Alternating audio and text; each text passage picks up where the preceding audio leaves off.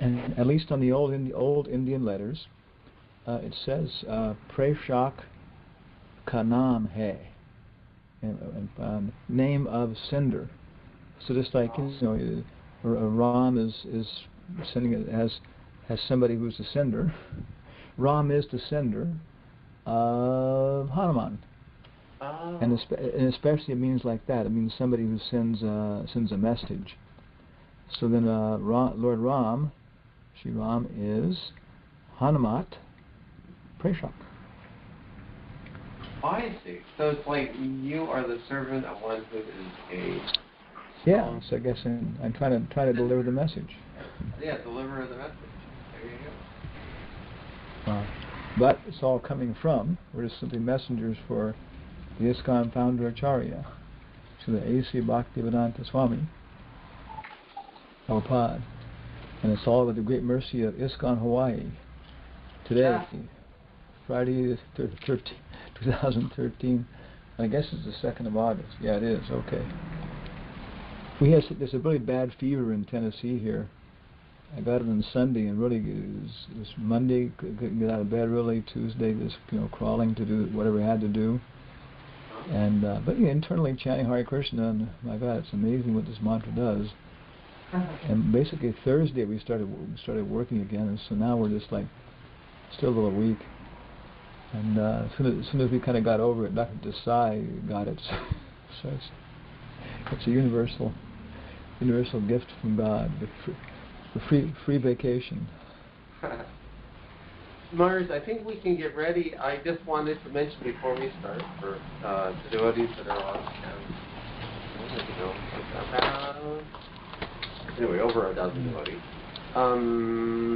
Akadashi break fast is a little bit late today, at least here for Hawaii. I think it's around. It's after 10:41 between 10:41. I'm sorry, 9:41 to 10:26. Oh, wow, that's really late. It's really late, yeah. And also Hey, Baba, here in Tennessee today is Ekadasi. Oh. Talk about late, huh? How much? Yeah. But yesterday was Ekadasi, today is the fast. Yeah.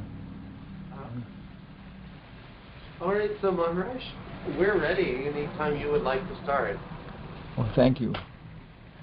Jaya Radha Madhava Kunja Bihari. Jaya Radha Madhava Kunja Bihari. Gopijana Vallabha Girivaradhari.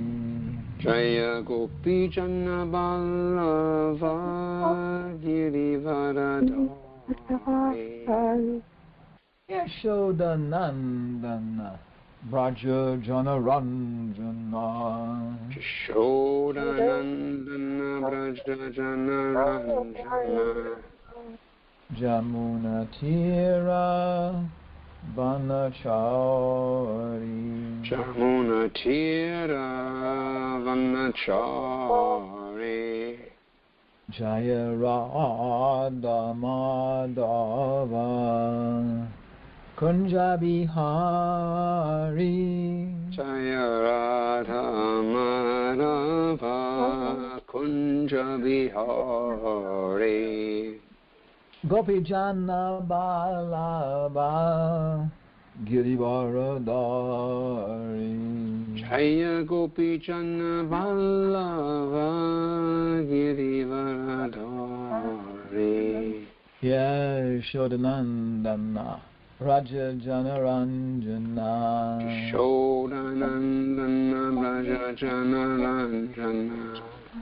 Jamuna Tira Vanachari. Jamuna Tira Vanachari. Jaya Radha Madhava Kunja Bihari. Jaya Radha Madhava Kunja Bihari.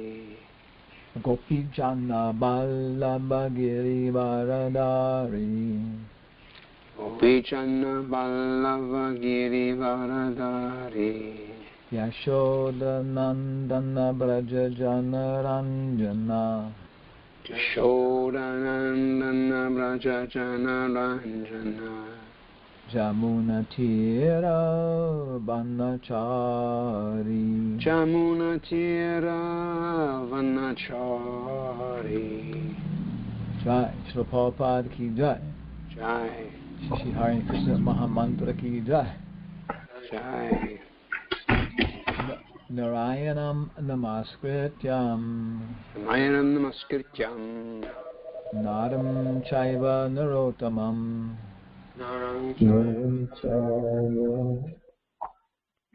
Devam Sarasvatim Vyasam Devim Saraswatim Vyasam Tato Jayam Udirayat.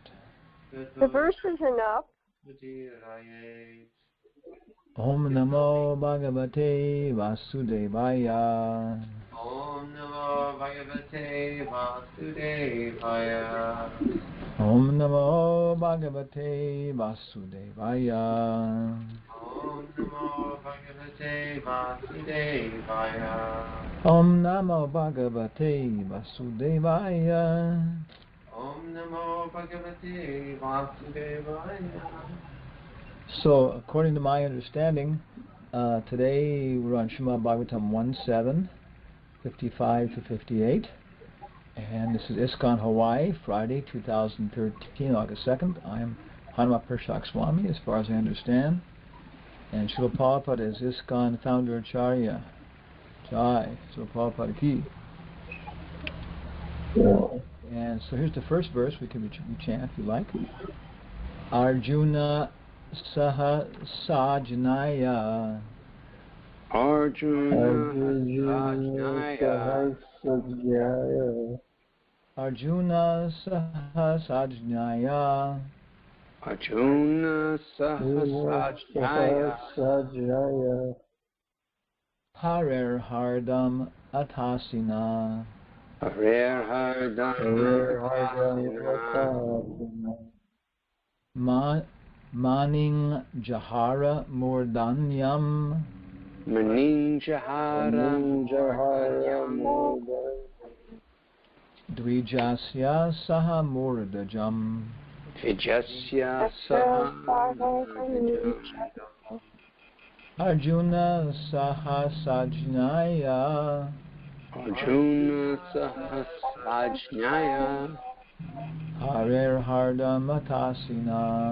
Harer Hardam Atasina Maning Jahara Murdanyam. Maning Jahara Murdanyam Dvijasya Saha Murdajam. Vijasya Saha Murdajam Boliye.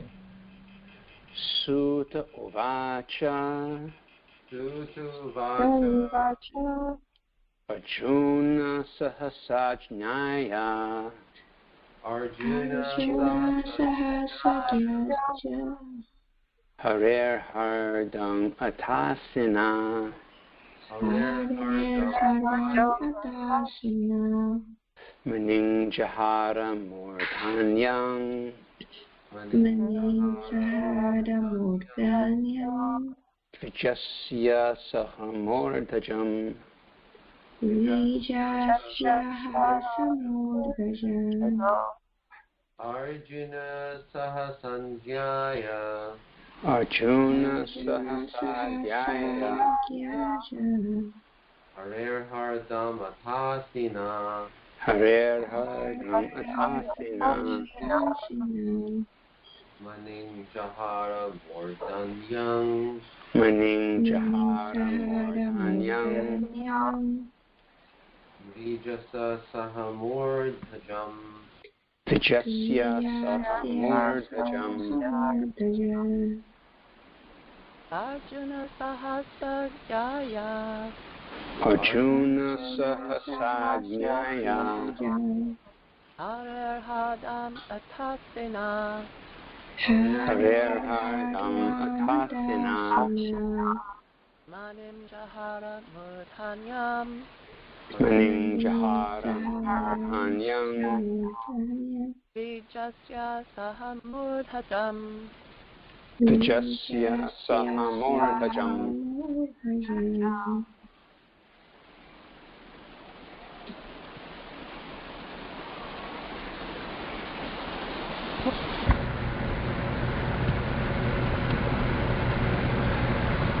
Synonyms: Sutta, Sutta Sutta Sutta Goswami, Sutta Goswami Uvacha, Uvacha said, said Arjuna ha, Arjuna Arjuna, Arjuna Sahasa, Sahasa just at that time, just at that time Ajnaya, Ajnaya knowing it, knowing it Hare Hare of the Lord, Hardam, Hardam motive, motive Atha, Ata thus, thus Asina, Asina by the sword, by the sword Manim, Anim the jewel, the jewel Jahara, Chahara separated, Mordanyam, Mordanyam on the head, on the head Dvijasya, Dvijasya of the twice born, of the twice born Saha, Saha with Mordhajam. Mordhajam. So again, one time Prabhupada said, or wrote, I don't know, we've written our books in such a way that we expected that anybody who studied them carefully would learn Sanskrit. So just take the time to actually be conscious of the words. And we see many times we start to recognize words, and we recognize case endings. Dvija, we all know is twice born. And so Dvijasya is of the twice born. So we'll probably see that case ending again and again. Krishnasya, like that. And it's interesting here we have Mordhanyam on the head and Mordhajam, hairs. So jam means to be birth, right? Birth, Mordhajam, born from the Mordha. Yeah. So, and actually, if you look at it this time, because usually when you translate it, if you're going to translate it, you've got to start from the back. I think I mentioned this before. Like in English, we say, Tom hit the ball, But in German, the verb is at the end. So one teacher was pointing out to us, like it will say, in Bremerhaven upstairs in a room, to a man to a woman was talking about breakfast or about eating. And so it goes on and on with all this stuff until finally, at the end of everything, somebody will give you the verb. So Sanskrit also has a different word order, so you have to make it sense out of our English thinking. You have to start at the back, but this time it comes pretty much straightforward. If we just read the word-by-word translations, just in English, it says, Sutta Goswami said, Arjuna, just at that time knowing it, of the Lord motive, thus by the sword the jewel separated on the head of the twice born with hairs. So, next page here. Repeat. Translation. Just then Arjuna could understand. Can understand the motive of the Lord. The motive of the Lord. By his equivocal orders. By his equivocal orders. And thus with his sword. And thus with his sword. he severed both the hair and jewel He severed both the hair and jewel from the head of Ashvatthama. from the head of Ashvatthama. Could you give me a moment here? All right. I would Okay. now mute myself. Yeah, I'm pretty sure this. Our office here, our ashram, is right next to Medical Center Parkway, and we get 4 lanes of traffic, to this way, to that way, and all the cars are either gray or black. There's some few white. So I apologize for that kind of background noise, but I guess not overwhelming, I hope. Okay, published purport. Contradictory orders of different persons are impossible to carry out. Therefore, a compromise was selected by Arjuna by his sharp intelligence. And he separated the jewel from the head of Ashvatthama. So here's a nice point. Arjuna had sharp intelligence. I always remember in the Bible, excuse me, there's one quotation where Jesus says, Lord Jesus, that in your heart you should have faith like little children, but in your heads you should be as clever as serpents. As clever as serpents. So yes, devotees, we should have sharp intelligence like that.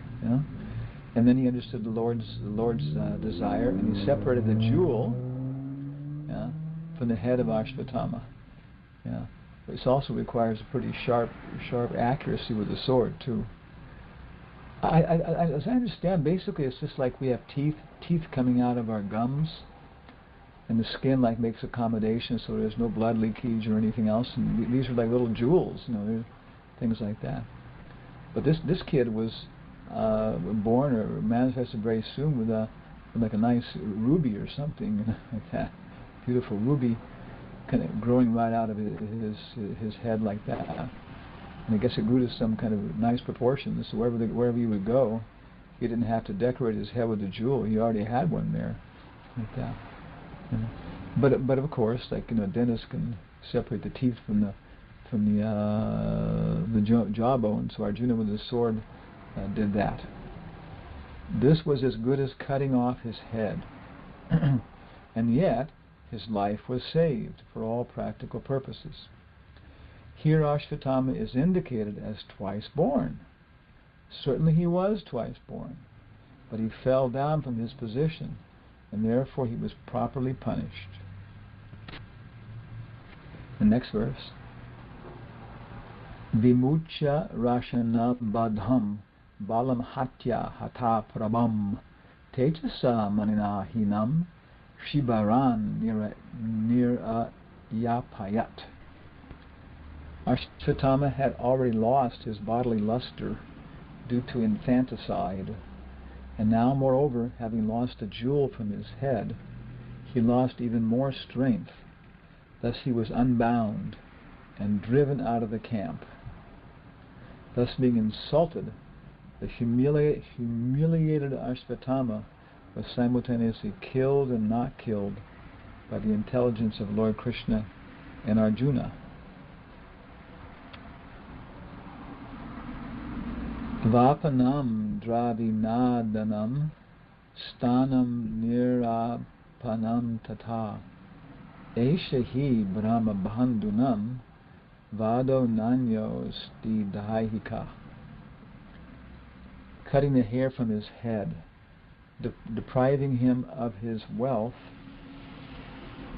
and driving him from his residence are the prescribed punishments for the relative of a brahmana. There is no injunction for killing the body. So Prabhupada, we mentioned several times, in the chapter on disappearance of Bhishmadev, chapter 9, there's 2 purports where Prabhupada gives us fantastic summary of all of Varna Ashram. Again, it should be printed as a separate little thing, a little summary.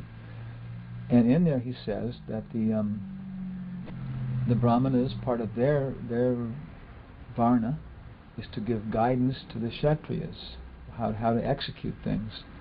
And they should do this by taking instructions from scriptures such as the Manu Samhita and Parasara's Dharma Shastra.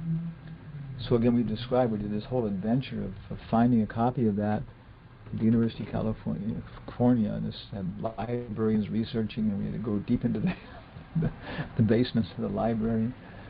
And it's very good. It's available at our website, Jayarama. No, that's not. That's our esoteric website, our public website, our exoteric website, bhati.org, which is kind of like bhakti without the K. Yeah, BHAT, it means light. BHAT.org. If you go there and look in the classical bookshelf, I think it's right there. You can download the PDF. It was translated something like 1896 when Prabhupada was born, and no other translation, as far as I know, has really showed up, because I guess it was such a good job, you know. And again, I've heard Prabhupada, after I read it, I noticed Prabhupada citing it in terms of practical things when he was talking in room conversations and stuff like that.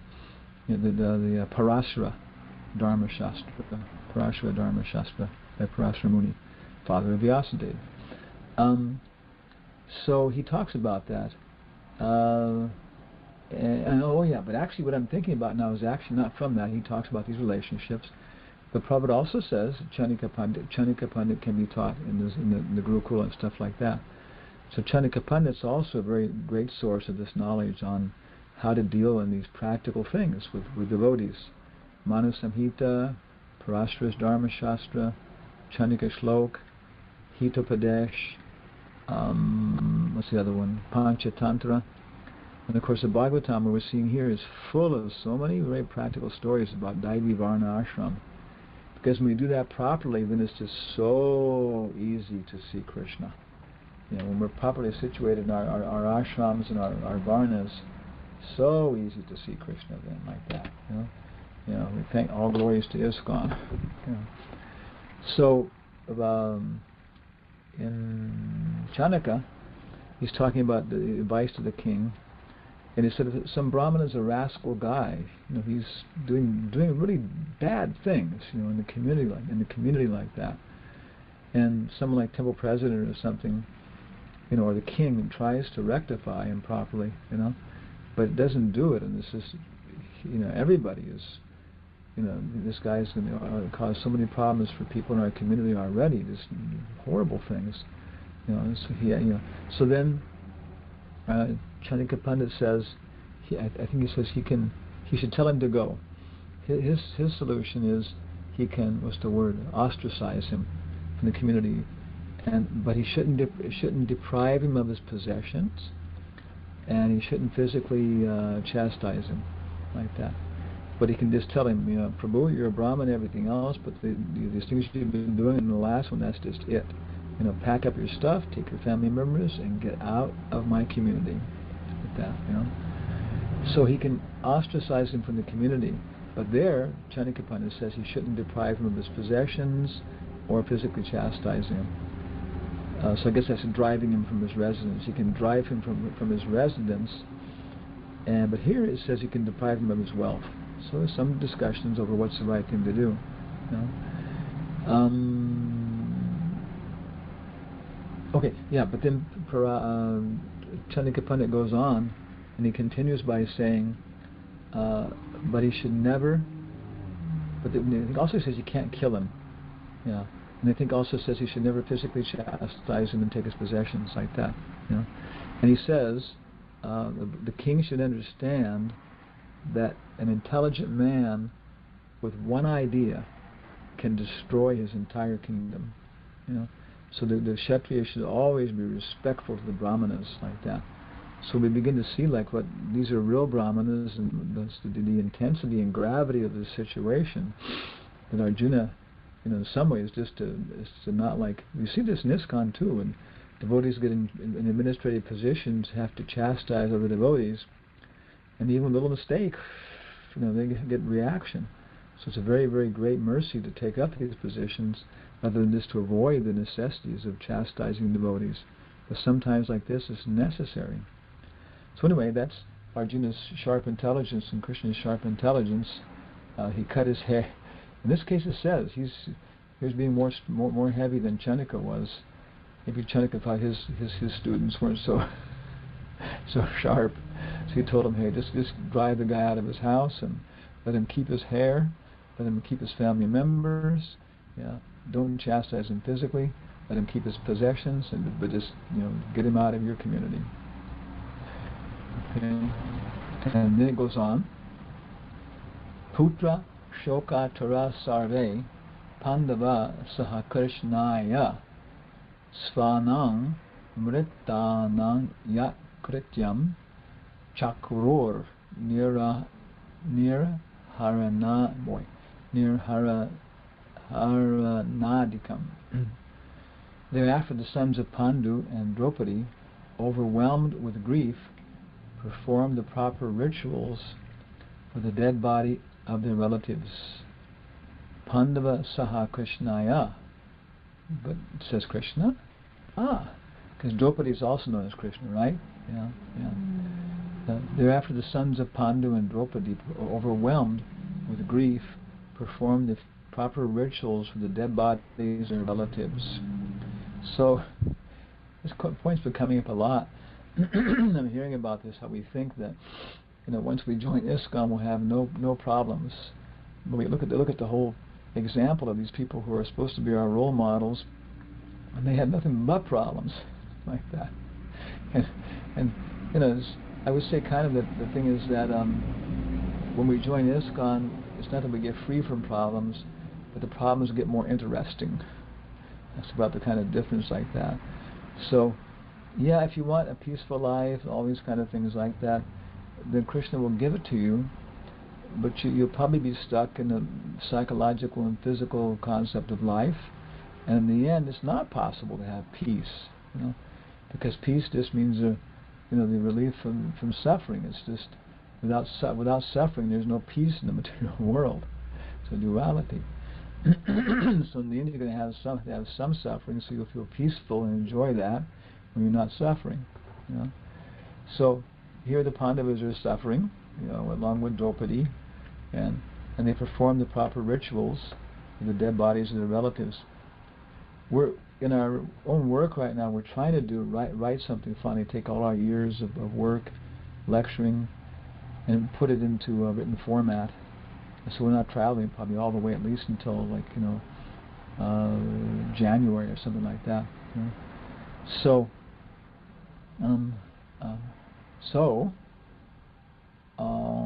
what things come up first. It seems the most important thing we should do first is Sankhya, because we have some good grasp on that. We've seen how we can explain it many times to professors and students like that, in terms of people like Carl Jung, Marshall McLuhan, other E.T. Hall, people who are appreciated and understood and have following in the West, different anthropologists and stuff, who do cross-cultural studies in perception, of cross-cultural studies in what is time, space. We did that before in a previous lecture. So we've been reading actually we just finished reading Carl Jung's Analytical Psychology, its Theory and Practice, which is more popularly known as the Tavistock Lectures. And they were delivered in 1935 or something, 31, in England, at the Tavistock Foundation, which still exists and still a popular place. And about 400 psychiatrists came, at least more, to hear Jung talking. And Prabhupada said, of all the guys in dialectical spiritualism, he said of all of them, he seems to have the most intelligence. So we do see many very practical things, that how he understood this. And if you want to be a cook, okay, you've got to learn a lot of detailed knowledge. But if you want to be a psychologist for Krishna, okay, then you've got to learn a lot about how the mind works and things like that. And he says very much that you think it's just talking or this or that, and I don't even talk. I just roll up your sleeve. You take a Gaurasundar psychiatrist, he said, basically psychology is like a rich man's luxury now. The social workers get some training, but it's just a little bit, and the real thing is all this is produced by chemicals. let's give him an antidepressant, let's give him a depressant, let's give him this and that. He said it's very, what he wishes he could do something else, but that's the way the whole thing has gone to this point. So we can change that. We can, and he says many times it's obvious that the antidepressant is just like blowing on a boil. The person has real psychological problems, schizophrenia from very deep things that may very well be from a previous lifetime, not at all, or some very traumatic experiences. Devotees have gone through this. I know many times devotees have asked me, Maharaj, this and that, and I refer them to a trained psychologist, and they've gone through this. Both times I'm thinking of, there was childhood trauma, and led to homosexual tendencies like that, and they dealt with it and it got cured, So, Jung is saying that all these rituals, he said psychology has been and even remains. 1935 was saying this, 31, the best form of psychotherapy. He said if somebody comes to me and gets a little together in their psychology and decides to become a Catholic, and he says I'm not at all disturbed. He said these rituals and things like that were designed by people who were vastly intelligent. He traces a lot of the rituals in the Catholic Church back to previous rituals from, I can't remember the names now, which you know them if you hear them, but different European rituals about under the church, for example. There used to be, the churches were built on a grotto with a nice fountain underneath. What do you call it? A spring. Spring. Okay, so maybe in the forest was a beautiful place where water was coming out of the side of the hill, and always keeping a very beautiful, clean place there, So then the temple was built right on that. Hey, how nice, And then as the Catholic Church developed, they just didn't have so many rituals, so they just adopted these and integrated them with their philosophy. And then as the Catholic Church expanded more, okay, then the baptismal font, it wasn't a grotto anymore, but under the church. But it was just one place big enough maybe to take water and put it on the baby's head.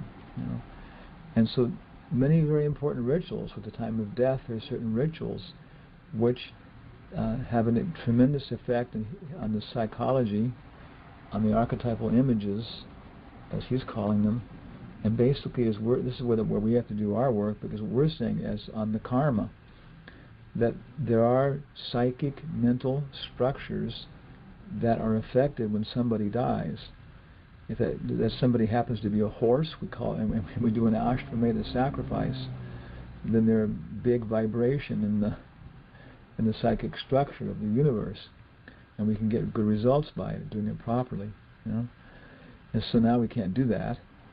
So these rituals of offering carrots to Krishna on the altar properly, or potatoes, or chapatis, they do have an effect on the psychic structure of the universe, which can, again, make it very, very simple to be Krishna conscious at that point. Of course, our rituals are for that purpose, not just to try and deal with somebody who's died so they can go to Swarga, or we can deal with healing our psychic wounds, but that everybody has spiritual advancement from this, like that. So all these rituals and how the acharyas give them to us at the current time, as far as I understand, neck beads and tilak were pretty, what's the word, fixed requirement by Prabhupada and the acharyas. There are many other kavachas, shields, but these two, in the Kali Yuga especially, tilak, in the current time, tilak and neck beads are very powerful, means of protecting us like that. Okay, so one little bit more here. Okay, I had a couple thoughts then about this point about contradictory orders. That seems to be one of the biggest things, in the whole section here. We kind of covered the rituals and the sharp intelligence, but a little bit. But here we have Mother Yashoda. We all know this story. She was, churning Krishna's milk, and the servants had gone here and there busy. So she herself was, churning, and it describes, how picturesque and beautiful she was as she was doing this, like that. And then little Krishna came and saw all this, and indicated to his mother that he would also, he was hungry and wanted to take some milk. So she put him on her lap and was refreshing him. But just then, the pot began to boil over on the milk. I had to look for that image a little bit. I saved it, I think. And so then, Mother Yashoda is faced with what's the word? A dilemma. I think lemma means that which is below perception. No, that something like that. But no, means perception. Subliminal means something below your level of perception.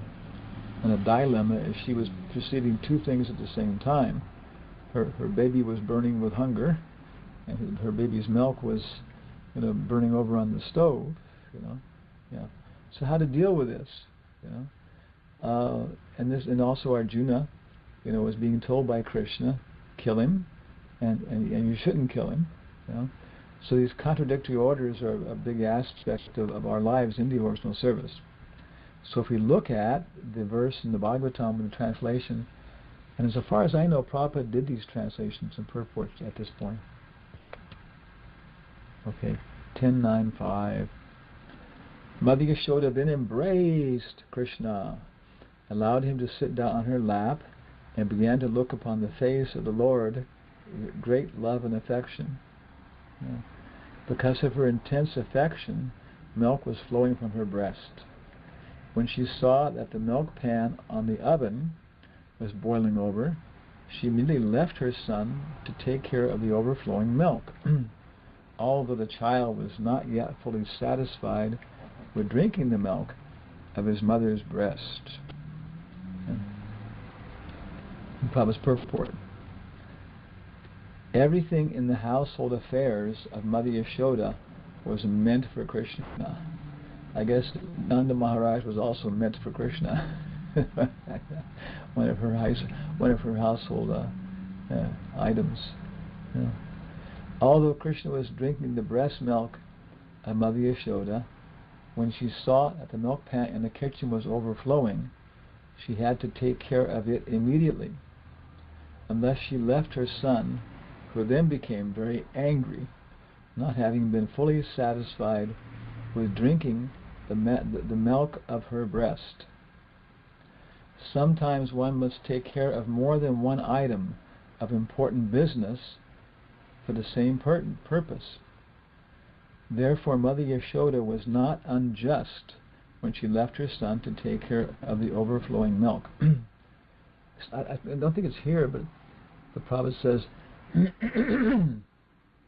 that in devotional service one is always confronted with these, always, often, well, I think at least often, confronted with these different choices, about what to do.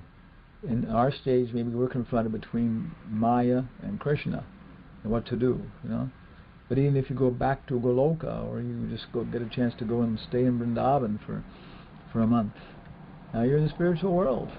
Everything's happening is being controlled by Krishna. And so you'll be confronted with different chances to service. Prabhu, we're going to go to Radha Damodar today. You want to come with us?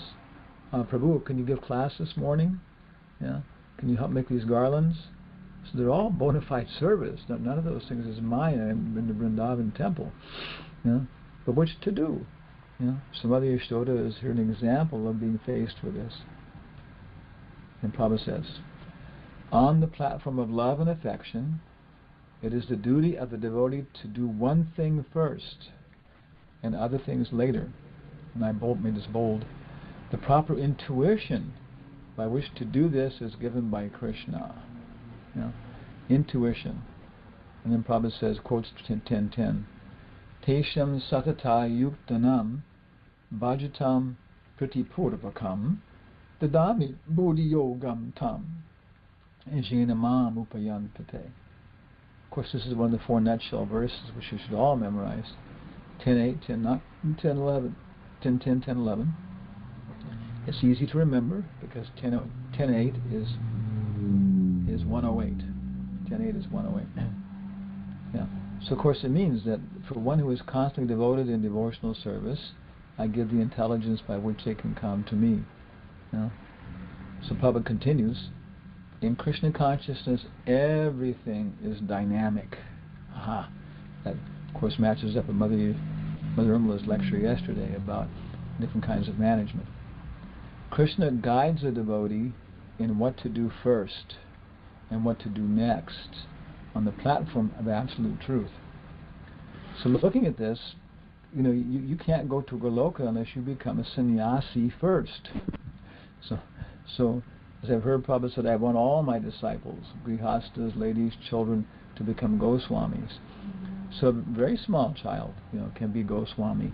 Whatever free will they have, they can very, very quickly start using it for Krishna in a very, very, practical, real sense, like that. So they can engage all their senses, And so this, again, is the essence of Varna Ashram. Dharma is sannyas. That's the whole purpose of Varna Ashram, is to come to sannyas.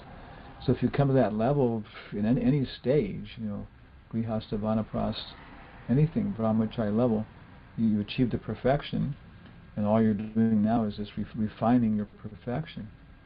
Vachovegam, manasakarodavegam, yeah. And then once we do that, what happens? Get the senses under control. Jitatmana prasantasya paramatma samahita. Jitatma. Once the mind is controlled, jitatmana prasantasya, you will be happy. Paramatma samahita, and you'll be in contact with the Paramatma. So how do I know if I'm in contact with the Paramatma? Are your senses under control, or are you being influenced by your senses? Oh, yeah, okay. Mana prasanta. Are you happy? Are you satisfied in mind? Oh, no, I'm not. Okay. Yes, I am. So therefore, your choice is good. I'm not doing this because, I want some kind of mental gratification out of this, that people should notice what I did, or because really, I'm lusty here. But no, the senses are under control, mind is under control, and then I'm actually asking Krishna, what should I do? and so it looks like Krishna's such a rascal. He dictated to Mother Yashoda, to go take care of the milk. Okay, so why did he do that? And they become angry about it. So I guess he also, likes to become angry, likes to pick a fight with people sometimes, or whatever. Likes a good fight even in Goloka. He can't have much of a fight in Goloka because, it's not the material world. But he can have some kind of, create some kind of, good fight, with this and that. So he was having a good fight with his mother over what was being right, what does it mean to be a right mother, So our thoughts, and I think Mother Urmila also made the same points yesterday. There she is, Mother Urmila there, and she was talking about this point, of course, in the broad aspect, not specifically just the pastime. And I give an example of Mother Yashoda, but she made nice points. I like those about how this kind of government. So here's a nice picture. In America, is Uncle Sam. So at some point he came into American culture as kind of being like the personification of America. It's amazing. People can't live without icons. So here he is. This is the United States of America. Just like that. And notice he's got kind of longer hair. There. Yeah. Let me make your duty clear. Okay. So it's not like administrations, we want to inspire people or this or that. The point was that this is different kinds of ideas, but the Dharma is not like that. For some people, I would say that for some people it is. Dharma is that that they need an Uncle Sam, but this is mostly for people in the mode of ignorance, in the mode of passion. Then they need somebody to kind of bribe them. In the mode of goodness, then it's more like a friendly, cooperative relationship. There's duty involved. And Krishna doesn't want to have all the work of making all the decisions. No. I went ahead and looked in the Bible a little bit here and got some conceptions of the cosmic manifestation that Mataji was talking about. Cosmic control. And what came up mostly was Jehovah's Witnesses. It's interesting when you do these searches. Like, for example, look at your phone book, in the yellow pages, and just flip through and see how many pages are dedicated towards different kinds of services. You'll get some very surprising insights, about what people are paying the money for most, and for looking at the yellow pages in terms of these things. Some very interesting things. Of course, it depends where you live too, like that.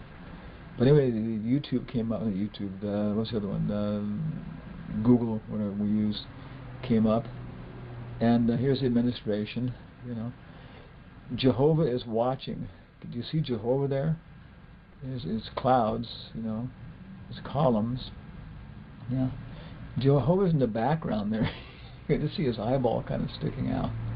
He's a really big guy like that. Even the angels there have to be kind of like little. What's the word, like an awe and veneration with the size of Jehovah.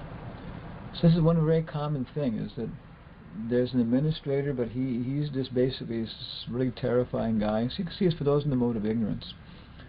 Then down below is, I looked up judgment, and we've got the picture down below, the guy on his knees in an ordinary shirt with the angels on both sides with some kind of whacking device or something.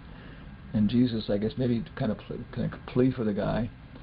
But here we got Jehovah as a person. He actually looks quite like Jesus, God the Father. But still, there's a lot of fog involved in this thing. Not really clear. It's not that everything is delightful and full of niceness, but kind of fog out the mundane aspect of things. And one thing about it is we've got the judge down here, about to whack his hammer down, but that's kind of one thing that happens too, is this general conception of management and God that Mataji was making about yesterday. It's that God doesn't do much until the judgment. Maybe he gives you a little hint here, a little hint there, and stuff, but he's not really like riding on the same airplane as you and all this kind of stuff. And then so finally, then okay, you got your chance, got this and that. Okay, then now whack, and then he's going to make his decision. So. But it's not all that way also. On the other side also, we see the Jehovah's Witnesses also have this conception of, people with singing and doing kirtan, with accordions and violins and guitars, and all the different races and nations and ages are together, and the atmosphere, and the natural atmosphere is a friendly atmosphere. But if you notice, Jesus and Jehovah are not here in this picture. That happens quite a few times. So you see, there's a certain level of what's going on, and Arjuna, of course, had a very, very personal relationship. That's a whole and so he made his decisions about what should be done, and right there with Krishna. We should do the same thing. We're going to be with Krishna. We're going to have our deities. The Hostas have their deities. They have them on the altar. They carry them in a box. Prabhupada says the God in the box. They carry them wherever they go. But then beyond that, a sannyasi, what does he do? Radha Krishna, how's it go? Nitya Seva, Nitya something. Radha Krishna Sarvada Sevibe. Balana Karibe Ara Balana Paribe Hridayete Radha Krishna Sarvada Sevibe. It's from Jagannatha Pandit. It's quoted in the beginning of Upadeshamrita. You've renounced everything. Don't even dream about the opposite sex. And don't dally with them even in dreams. It's what Lord Chaitanya did to Choda Haridas. But rather, you should always dress simply and eat simply, and in your heart of hearts, worship Radha Krishna. This is the instruction Lord Chaitanya gave to Jagadananda.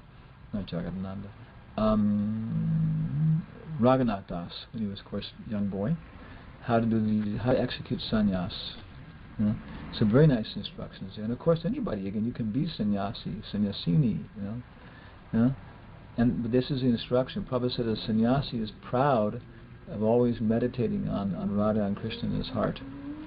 And it can be in different ways. It can be meditating on the instructions, or it can also be spending time when you're chanting your rounds, of actually contemplating a certain form of Radha and Krishna, like that. You're in a more introspective ashram, or by nature you're more introspective.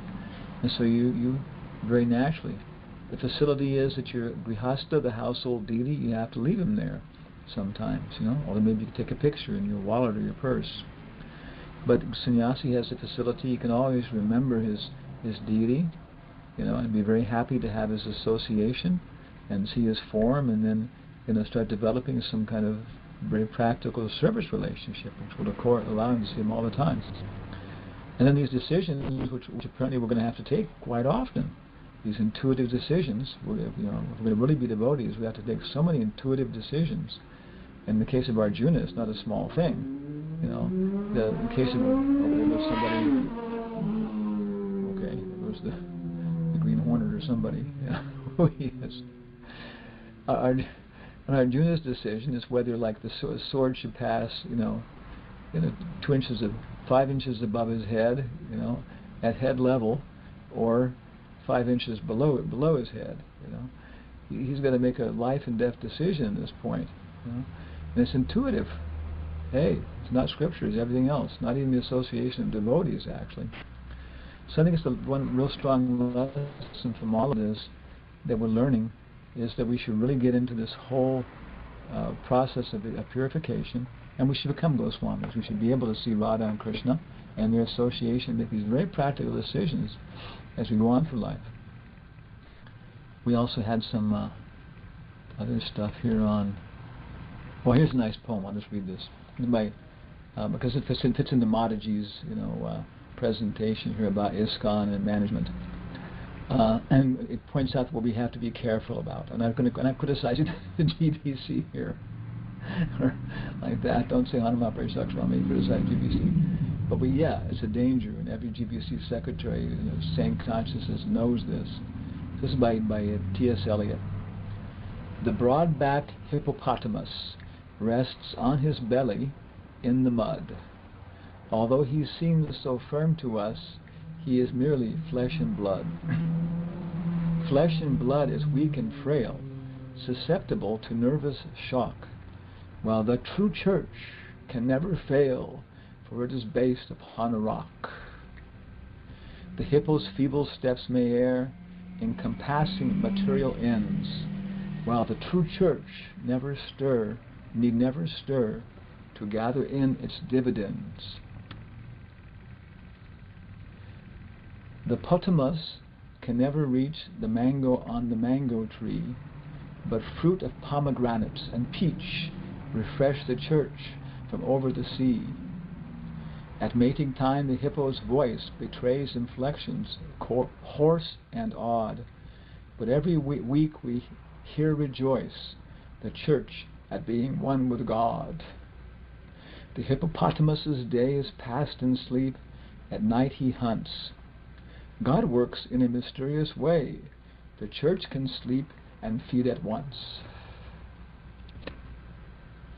I saw the potamus take wing, ascending from the damp savannas. Inquiring angels round him sing the praise of God in loud hosannas. The blood of the Lamb shall wash him clean, and him shall heavenly arms enfold, and among the saints he shall be seen, performing on a harp of gold. He shall be washed as white as snow, by all the martyred virgins kissed, while the true church remains below, wrapped in old miasmal mist. Joy. ISKCON ki joy. Yeah. Stupid, ordinary, sincere devotees, ki joy. So this kind of ends our insanity. Actually, I did have like a whole, kind of like reviewing a whole chapter before, because it's the end of the chapter, but there won't be time for that, I don't think. I'm basically just looking over it, and then we look ahead, what's going to happen next. We'll see that Kunti and Yudhishthira will retain Krishna in this canto, the birth of Maharaj Parikshit, and the disappearance of Krishna and the Pandavas, the activities of Maharaj Parikshit, and finally the birth of Srimad Bhagavatam. So this first canto is a preface, and these are very important prefatory incidents that really allow us to understand the circumstances under which Srimad Bhagavatam was being spoken like that. So, any questions, comments, complaints, anxieties? I'm sure we have plenty of anxiety. Sorry, I'm a little slow here. Mute is off. Okay, there I did. All right. Actually, we have a number of questions for you, but I'm going to wait and see if others have questions and comments. All the hippopotamuses first.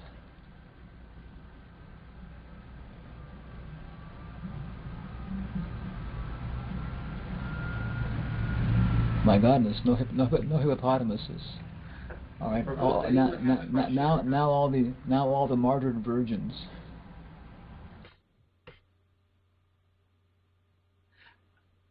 And hippopotamuses, and hippopotamuses also.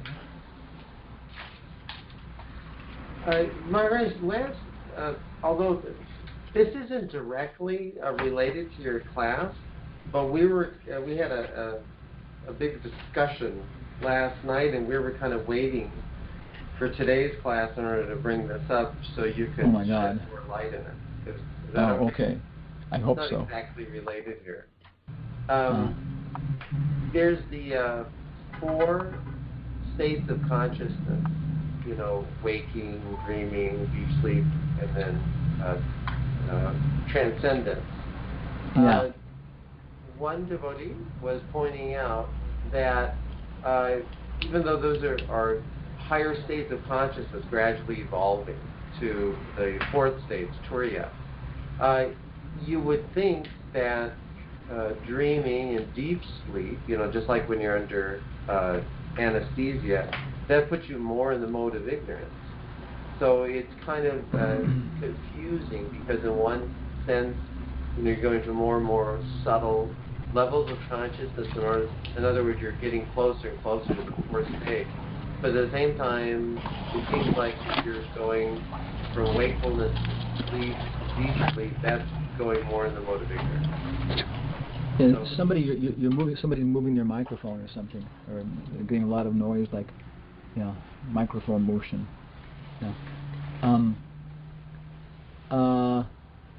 had the same question. Of course, I'm a psychologist, so my nature is asked that same question.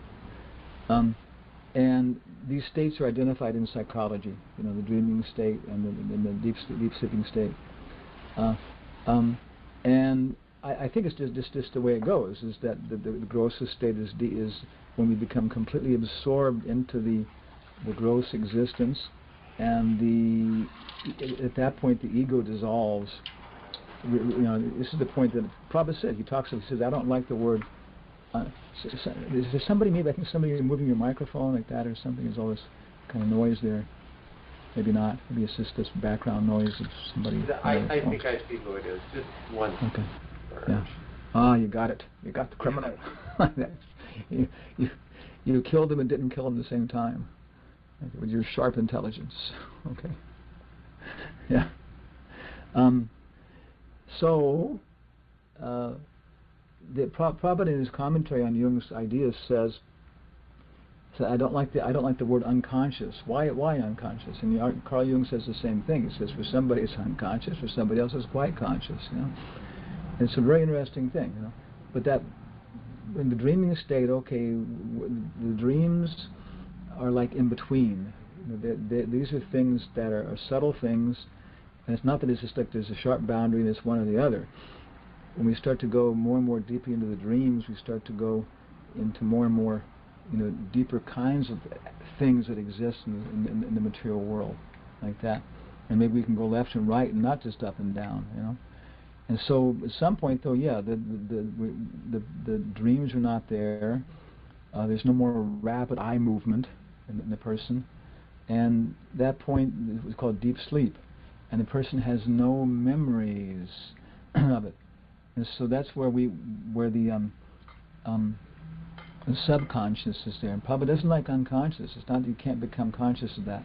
So it appears from psychologists and also from Prabhupada that a pure devotee, purified devotee, he pulls into himself so much, he's like a diamond, that even when he goes into the unconscious state, he can be conscious of it, you know, and remember it, or something like that, from a spiritual level like that. So what goes on exactly, who knows? But yeah, it's the state of being absorbed, according to the psychologists also, into the most gross aspects of the material world. And then when you come back to the dreaming level, then there's some order to the thing in terms of, you know, consciousness, civilization. And then finally, when you come to conscious life, of course, you know, that can also be a nightmare. You know, and you can also experience these different states, dreams. What do you call it? Hysteria. You can have hysteria, hallucination. You can also have, you know, hallucinations while you're supposedly your eyes are open, you're sitting around with everybody else, you know.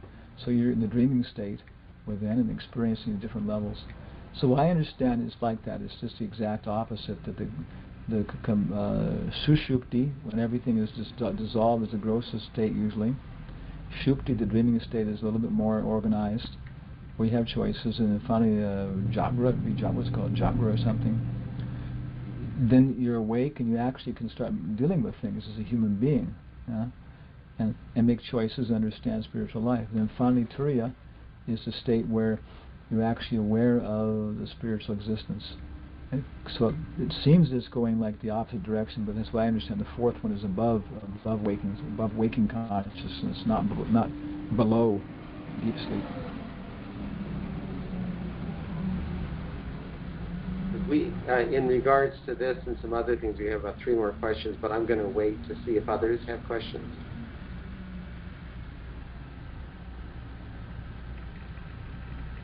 Okay, if nobody's speaking up, then okay.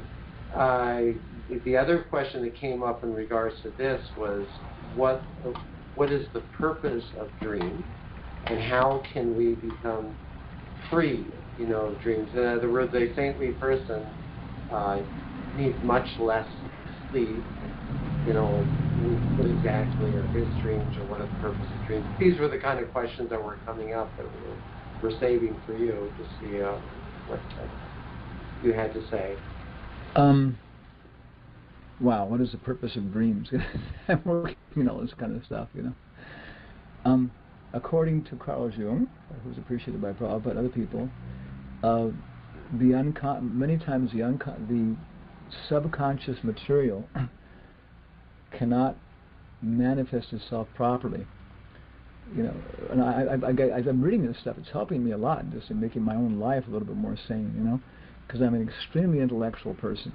Okay, and it happens to women and men, everybody else. There's some people, like Carl Jung says, basically a head with little wings on it, flying around. And he's a very funny guy, where he can get into things, you know. And then the other hand is that somebody who has no, man or woman who has no contact with their, what's the word, sympathetic system, their body and what's happening and stuff, you know. So this guy one that was patients, was having this repeated dream of like being attacked by a crab, you know, over some idea about climbing a mountain. And it was obvious to him as anything that the guy had come from a very low-class, simple family. He'd become the leader of a big high school, and now he wanted to become, like, you know, a professor in a big university. And the guy had really overreached himself because of his pride and arrogance. He really wanted to do something which is not really going to be possible in that lifetime. And to do it, even become the president of they call it the principal of the high school, he had to force his body, you know, so much to do things that were unnatural to him, that the body was starting to complain. So the crab, he says, usually represents the stomach and that kind of nervous system. You know, and so the guy didn't accept it. He was very intellectual. Oh, Dr. Freud can't understand. He's trying to limit me. I will do this and that. And so Freud said, all right, you know, then go ahead. And within 3 months, the guy was a complete collapse, you know, so on like that. So sometimes in the end, we shouldn't be, you know, try to eliminate the dreams. We should look at them, and especially if they're recurring. And they many times they bring in content which the subconscious is trying to tell us about something. Hey, Baba, this is as high as you should try and go. Calm down, have a good life. and just try and take care of your natural inclinations now from your birth, you know. And other than that, we as devotees, you know, as Prabhupada says about work hard all day with the animals and the agriculture, drink sufficient hot milk, hear the Krishna book with your family, and dream about Krishna, like that. So there's no problem having nice dreams about Krishna, about going to Goloka. I mean, if Krishna can manifest in the taste of water and the light of the sun, yeah, he can also manifest in very specific, you know, forms, pastimes, leelas. Again, Jayananda said that. Prabhupada said, if you go on chanting Hare Krishna, you'll see forms you never, you know, pastimes you never read in any of my books. So we shouldn't be opposed to our dreams and thoughts and stuff about Krishna. And Prabhupada, of course, you know, says he felt Bhaktisiddhanta came to him in a dream. And I would suspect Prabhupada other times too had mentioned that. You know, he was also quite appreciative of his dreams and what happened. But we should always interpret them in terms of, you know, our guru, the association of devotees, and this real standard revelation in the Bhagavatam about different things like that, you know. And then, yeah, they're real. They're just as real as the gross world. But sometimes, yeah, they can be a real source of help for getting our character together. And other than that, maybe, you know, Krishna is trying to talk to us. Or maybe it's just when our gross body has to shut down, like this fever I had the last few days, yeah. And I was in my mind, and I was, I'm actually improving. Well, it was the last time I had a fever like this, maybe 3 years ago. Because now I was able to chant on my fingers. I couldn't even move the beads, but I was able to chant on my fingers and keep any images in my mind to help that and go with it. And I'm making progress. I'm not ready to die yet, so but really making progress over where I was 3 years ago. So that's what I understand. There's another question came in, but again, Prabhu, does anyone else have anything they would like? And just one thought on dreams. You know, why do we dream? Yeah. Well, it's a perverted reflection, in one sense, of the spiritual world. Krishna dreams. The residents of the spiritual world dream. Therefore, when we come to this world, we also dream. Yeah. It talks about how the cowherd men would sleep soundly and they dream about all the things that would happen. The daydreams or night dreams, there's no difference. So the gopis would always be thinking about Krishna. Everybody in Vrindavan would always be thinking about their pastimes, and they were always in 3 levels, the Brijbasis. They're in this dream level, intimate association with their confidential circle, and publicly carrying on the life of Vrindavan. You know, yeah. I don't remember in what context, but somewhere in Prabhupada's books, Prabhupada mentions briefly, and I've only seen it once in one reference to it, that sometimes material desires are exhausted or fulfilled in dreams. Yeah, okay. Where is that reference? Okay. I'm going to share my screen here. What's happening here? Close that off. Let's go to google.com. This will be the best browser there. Okay. Let's go to my webpage. Introduction of book. We go to, maybe there, but I think it's in Bhagavatam also. I think it's in the Bhagavatam. This is our webpage, and if you go to the archives, okay, it tells you about how our archives are a big mess, but there's some order to them. Okay, and this will take you to the actual archives, and here they are in alphabetical order. You go down to American Bhagavad Curriculum, index.doc. This is the index we set up. Okay, if I click on that, it should load it. And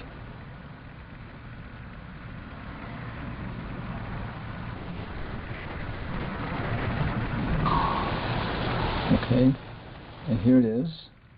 And I think maybe if I click on dreams here, it's the control click, right?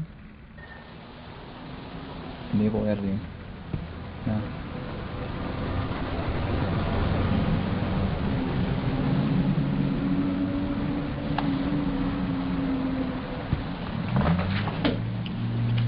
Okay, nothing under dreams there.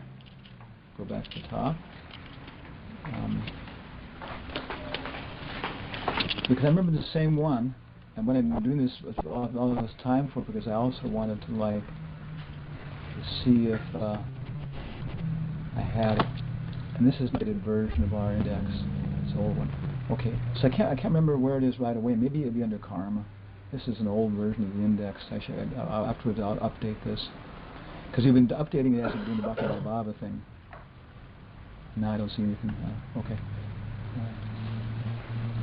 Yeah, because it's a nice citation. Prabhupada says that sometimes a devotee will have inauspicious dreams. Like you may have dreams of having, sex with one of your parents or something. It's so disgusting, But why is that? Because we still have those desires, and if we're going to fulfill them, you can't fulfill them in a human body, So therefore, you're going to have to take birth in an animal body to do that. So Prabhupada says, therefore, to shortcut the process, Krishna many times allows the devotee to experience these things in dreams. And therefore, he says one should not be so disturbed, by these kind of things like that. Krishna? Okay. That's all I can think of, Yeah, but I can't find the reference right away.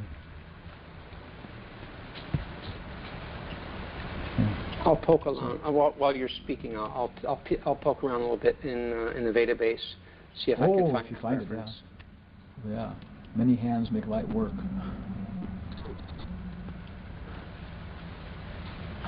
Mars, another question came in about you began your lecture referring to how the Pandavas, Draupadi, and Arjuna, then they performed the funeral rites for the departed sons. So someone is asking where can we find directions for the rituals that one should perform for deceased relatives? As far as I know, those come from the Hari Bhakti Vilas. I don't know if Krishna Kshetra Prabhu, I guess they're not, maybe they're in the deity worship book or not, But devotees like that, like Krishna Kshetra Prabhu, the Ministry of Deity Worship, I think they're also expanding their activities into that. So what's his name? From Australia. Oh my God. Nishinga Kavacha. Probably if you look on the ISKCON website or ISKCON, he'll show up. But I don't know them, but they're probably from the Hari Bhakti Vilas, and those are excessively ritualistic, Prabhupada says. So probably coming down from our acharyas, they've given us a more practical process which works. The basic thing, as I know, is of course the body should be burned, and Prabhupada Nectar of Devotion says for a certain number of days certain people shouldn't enter the temple, so on. And then after that, a certain number of days, there should be a Shraddha ceremony with a picture, and we have nice kirtan, talk about the person, and then offer Mahaprasad to them, and a kirtan, and that's basically a simple idea that Prabhupada gave us for the process. But Nishinga Kavacha, he actually teaches that now. They actually teach that in Mayapur.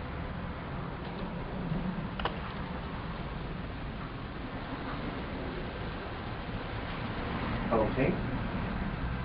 Boy, it's been amazingly quiet today. Don't hear devotees. Anyone else? Hare Krishna Maharaj, that was a really enlightening class. It was just a really great class. Oh, thank you. I don't do them. I have a... No, you just say so many interesting things about Sanskrit and everything. You tie it all together. It's just great. But about dreams, I've been in college recently and took a lot of psychology classes, and one of the things I learned is that dreams are our subconscious mind categorizing what happened during the day so that we'll have a memory of it. Yeah, So, and you it's know, part of it too. the mind during the day is getting so much bombarded by so much stuff, information, and then at night we process it so that we can remember it in categories like it. It's interesting too because like what's the word, like a daughter remembers or something like that, a princess, one of these Ranis, you know, she's like 80 years old or something. When she wrote the book, she was 55. She's remembering, like, you know, what it was to be the daughter of a Raja and stuff, and I think even under the British rule. But they were very sophisticated people, very trained. So one night she was saying goodnight to her father, and she said, "Oh, I won't be able to sleep because I have so many things to think about. So many things happened today." He told her, "No," he said, "you should have done that earlier. Now it's time to sleep. You should stop that and go to sleep." So these people didn't have to do it, because they had time every day to stop and go back over the day's activities and think about them, sort them out, you know, and then to remember the things that were supposed to be remembered, and then actually even consciously not remember the things they didn't want to remember. It's interesting, but we don't do that, so our subconscious has to kind of do it for us, you know.